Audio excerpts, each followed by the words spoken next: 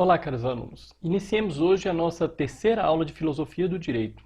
Nós falávamos na aula passada sobre a ideia de justiça desde os primórdios lá na Grécia Antiga, né? Lógico, nossa cultura ocidental, nós absorvemos muita coisa dos gregos, né?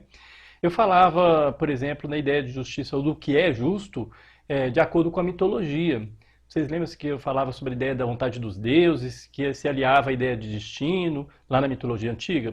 E também na mitologia, eu falava sobre uma discussão que já existia naquele momento ali, sobre a ideia da lei dos homens. Se a lei dos homens seria perfeita. Por quê? Porque ali há uma contraposição entre a lei dos deuses e a lei dos homens. Não é naquela história de Antígono, não é? Que eu falei na aula passada.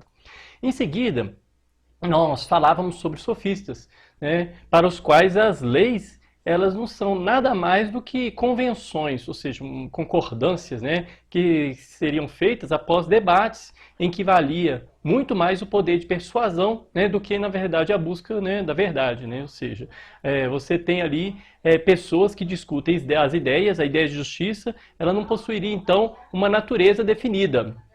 Nós falamos de Sócrates, que, ao contrário, acreditava que deveria ser necessário buscar um tipo de essência da justiça, né? Ou seja, um tipo de natureza daquilo que é justo, para agir bem, para agir da melhor maneira possível.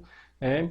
E, enfim, nós citamos o exemplo da condenação de Sócrates, né? Aquela condenação que a gente tem pela história como uma condenação sendo injusta, ressaltando, inclusive, que ela não seria um tipo de positivismo, quando alguns teóricos, né, de filosofia do direito, inclusive, defendem, né, que esse seria o primeiro exemplo de positivismo, ou seja, um reconhecimento de que a lei posta, né, ela não deve ser questionada, né, a lei ela está aí como algo posto e determinado que não tem erros, não tem equívocos. Né? Mas, ao contrário disso, um tipo de atitude que a gente tem em Sócrates é um tipo de atitude de contestação, porque ele queria, na verdade, demonstrar no campo moral, que para ele é muito mais amplo do que a lei, né, a injustiça que foi praticada contra ele. Inclusive, ele vai falar isso na Apologia, né, na obra de Platão, né, Apologia de Sócrates.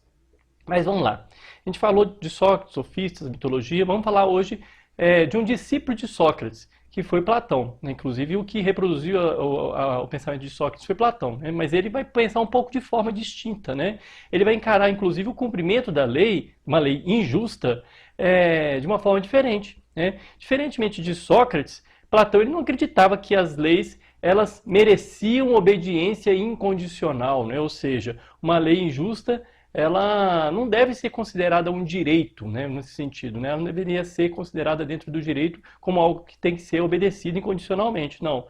Platão vai contra essa ideia. Para ser justo, não basta o homem viver de acordo com as leis, então. Porque a justiça ela não se limita à legislação.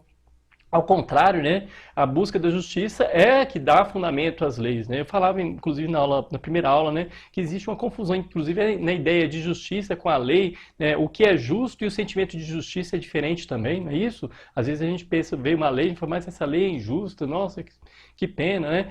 O pensamento platônico ele foi um dos primeiros a perceber que há virtudes individuais, como, por exemplo, coragem, sabedoria, temperança, né? E que tem virtudes, né, que são mais ligadas à sociedade. Né? Então, a justiça é própria de qual tipo de relação? Da relação social e, por consequência, das relações de Estado. Então, seriam as virtudes sociais que estão envolvidas aí na ideia de justiça. Né? Na visão platônica, o correto, ou seja, a justiça, é aquilo que a gente obtém pela razão. O homem, em seu agir bem, ele deveria ser levado pela razão. Mas nós poderíamos dizer que haveria apenas um movimento em direção ao que é justo. Por que movimento? Porque, na verdade, você não teria a justiça, sim, aqui na Terra. Né? Você teria um movimento em direção ao que é justo, porque a justiça eterna e onipresente, ela só existiria numa forma idealizada. Né? Vocês lembram que a gente já falou um pouquinho em aulas anteriores aí sobre o mundo das ideias. Né? Como se fosse um mundo inteligível, um mundo onde você teria essências imutáveis. Né? Platão ele entendia que cada coisa no mundo possui uma forma perfeita, né, a qual deve buscar se aproximar. Para explicar a sua teoria, ele vai construir na obra chamada A República, né, o mito da caverna, né, sobre o qual também já falei em outras aulas aqui. Vamos tentar fazer um resuminho só para a gente poder citar esse exemplo aqui, né? A gente tem ali no mito da caverna uma alegoria, né? Eu chamo de alegoria também, que eu acho que é mais interessante, né? Uma alegoria na qual a gente imagina um grupo de pessoas presas dentro de uma caverna, desde o nascimento. Então, por isso que é uma alegoria, né? Na verdade, não é um fato que aconteceu, né? Simplesmente para poder explicar algo. A luz que se projeta pela fenda da caverna vai iluminando uma das paredes da caverna, né? E vai refletindo sombras do que está lá fora. Então as pessoas que estão lá dentro, né, elas vão vendo as sombras, mas o problema é que não é que elas veem as sombras, o problema não está em ver as sombras, é pensar que as sombras seriam a realidade do mundo, né, tudo que existe. E aí ele cita o exemplo de um homem que sai, que se solta, né, e que sai da caverna e consegue ver a água, as árvores, os animais e fica admirado. E, lógico, ele vai retornar para a caverna. Nossa, ele fica tão admirado que ele quer convencer as outras pessoas, né? Só que essas outras pessoas vão achá-lo o quê? Louco. Né? Vão negar que o conhecimento que ele teve é um conhecimento verdadeiro, né? Por quê? Porque elas preferem aquele conforto de uma vida limitada, né? Elas preferem a prisão à liberdade, porque elas não sabem, na verdade, o que é liberdade, né? Isso acontece, inclusive, na nossa realidade, fazendo parênteses aqui, né? Quando a gente tenta mostrar a verdade a certas pessoas, né? E as pessoas, elas fecham os olhos, né? E elas ficam presas nas suas opiniões. E tem até uma frase que falava, é próprio dos sábios mudar de opinião. Mas isso é a mais pura verdade, né? As pessoas que ficam presas nas suas opiniões, a tendência delas é ficarem na ignorância, né? Então a gente sempre tem que ver a possibilidade de a gente estar errado de alguma forma, né? Olha, do ponto de vista prático, Platão ele vai inaugurar o conceito de justiça que se tornou inclusive o mais clássico, do qual nós falamos na primeira aula, né? Aquela ideia de que cada um deve receber o que lhe é devido. Lembra-se disso? Essa visão ela desemboca em duas consequências, uma mais clara para a gente hoje e outra nem tanto, né? Por exemplo, é justo retribuir o mal com o mal. Essa é a primeira visão, ou seja, primeira ideia. Ou seja, você tem que retribuir o que é devido a cada pessoa. E a segunda, as pessoas possuem uma aptidão própria. E em um estado justo, ideal, cada pessoa ela vai realizar a função adequada à sua virtude natural. Isso parece simples, mas nem tanto, né? Vamos na primeira ideia. Olha, a primeira ideia, como vimos, é clara, né? Porque se uma pessoa comete um crime, ela é presa, né? Então, ela está recebendo o mal com o mal, né? Porque a prisão não é uma coisa boa. Mas por quê? Porque ela mereceu aquele mal. Se ela descumpre a lei, né, ou descumpre o contrato, ela vai ser punida de acordo com a lei. Ok, até aí tudo bem, né? Agora, a segunda ideia, a de que cada pessoa, num estado justo, agiria de acordo com a sua aptidão, não é tão clara assim. Por quê? Nos nossos dias, existe um discurso meritocrático muito influente, né, que vai desconsiderar, inclusive, a diferença de oportunidades, e isso vai levar a vários debates. Então, quando você fala de aptidões, você sempre vai confrontar essas aptidões às oportunidades que essas pessoas têm para exercer suas aptidões, né? Mas vamos entender primeiro como que Platão compreendia a cidade justa.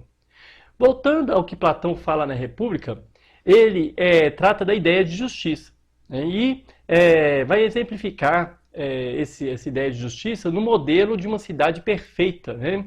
Como eu disse, né, a cidade justa seria então o lugar em que as pessoas elas encontrariam a felicidade. Porque, segundo ele, elas viveriam de acordo com a sua própria natureza. O que significa isso, né? O que significa viver de acordo com a sua natureza? Olha, é viver de acordo com as suas próprias aptidões, né? Se a pessoa vive de acordo com as suas próprias aptidões, ela faz a escolha certa entre os valores, e ela vai agir corretamente. Mas como que é possível, então, você tornar uma cidade justa, né? Como é possível essa sociedade ser organizada e que a gente descobrir cada aptidão, como devem agir os cidadãos para que cada um alcance finalmente a felicidade, alcance a sua própria natureza, contribua para o bem da sociedade? Porque parece simples, você tem a sua aptidão, você exerce a sua aptidão e a sociedade fica bem. Mas como é que as pessoas agiriam dessa forma? Olha, para Platão, essa organização social ela estaria ligada à busca do ser humano pela felicidade, como eu disse. Então, todos nós buscamos a felicidade quando a gente busca justiça. Então, quando eu busco a justiça, em última instância eu estou buscando a felicidade. Segundo ele, nós somos felizes quando nós vivemos de acordo com a nossa natureza. E, principalmente, quando a gente não é forçado a viver contra a nossa natureza. Então, para garantir a felicidade de uma cidade, então, seria necessário que a gente possibilite aos cidadãos se autoconhecerem, né? Ou seja, que essas pessoas elas tenham conhecimento de si mesmas, né? De sua própria natureza, né? E com isso ela vai desenvolver suas habilidades, as suas qualidades e vai contribuir para o bem da sociedade. Ele vai, inclusive, incentivar muito essa ideia da educação, né? Que as pessoas, ao educar as crianças, eles vão identificando essas habilidades de cada criança. Nós já vimos, inclusive, que Platão vai dividir o ser humano em três almas, né? Só para a gente revisar aqui rapidinho, né? Intelectiva e racional, seria situada na cabeça, né? Defensível ou irascível, né? Situada aqui, né? Nessa região do tronco. Né? E desejante concupiscente, que seria no baixo ventre. Né? Cada pessoa teria uma influência mais forte de uma dessas almas. Né? E essa influência que formaria o caráter da pessoa. Então a pessoa que é muito racional e tal, ela estaria ligada a essa alma. A pessoa irascível e tal, não sei o quê, teria esse outro tipo de comportamento. Né? Nesse sentido, né, Platão ele vai querer que cada um viva de acordo com as suas aptidões. Por exemplo, a pessoa que vive de acordo com as emoções, os de caráter irascível, seriam quem? Os guerreiros, né? Aquelas pessoas que, né, que guardariam a cidade, né? Porque viveriam de acordo com a coragem. Então, ela está usando a aptidão dela em prol da sociedade. As pessoas de caráter concupiscível ou desejante são aquelas responsáveis pela produção, os artesãos, os profissionais em geral, o povo de uma forma geral. Por quê? Porque eles viveriam de forma livre, né? Como pede o seu caráter. Né? Então, o desejante também não é a busca constante das coisas. Então, a pessoa, ao buscar, ela acaba contribuindo para o bem da sociedade. E, por fim, as pessoas de caráter racional seriam os administradores, responsáveis pelas atividades de gestão, porque elas seriam capazes de governar com justiça. Desse modo, cada classe contribuiria com as necessidades da comunidade e teria condições de viver de acordo com a sua natureza. Uma cidade governada com justiça, né, que possibilita a cada cidadão viver segundo suas inclinações, né, e alcançar a felicidade individual, essa seria então a cidade justa, né, para Platão. Então, a pessoa, quando ela age de acordo com a sua habilidade, ela vai ser feliz. E ao ser feliz, ela contribui para a felicidade de todos. Platão, ele vai defender a universalidade dos valores morais. A universalidade dos valores.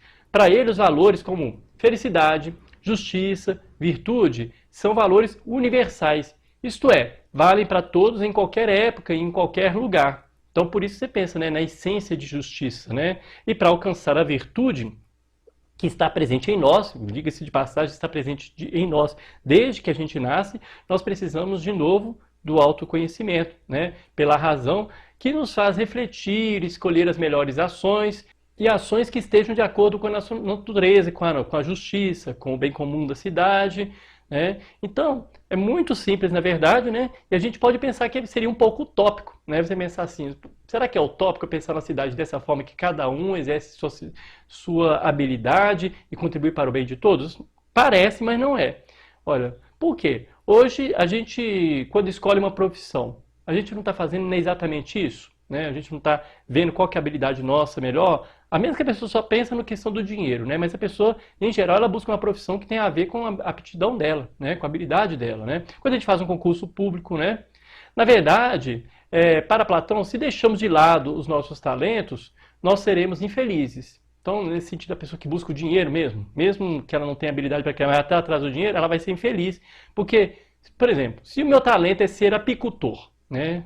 Eu serei infeliz se eu for qualquer outra coisa. Inclusive, não estou falando só do dinheiro, não. Mesmo que eu dedique a minha vida a salvar outras vidas, como um médico, né, um bombeiro, né, se meu talento é ser apicultor, eu vou ser infeliz. Né? Justo para ele é aquilo que torna o ser humano feliz e, por consequência, a cidade também será justa. Então, se a minha vocação, né, vamos dizer assim, meu talento é de um determinado tipo, eu não posso buscar outros tipos de habilidades. Porque se a minha habilidade é aquela, eu tenho que desenvolver aquela habilidade. Né?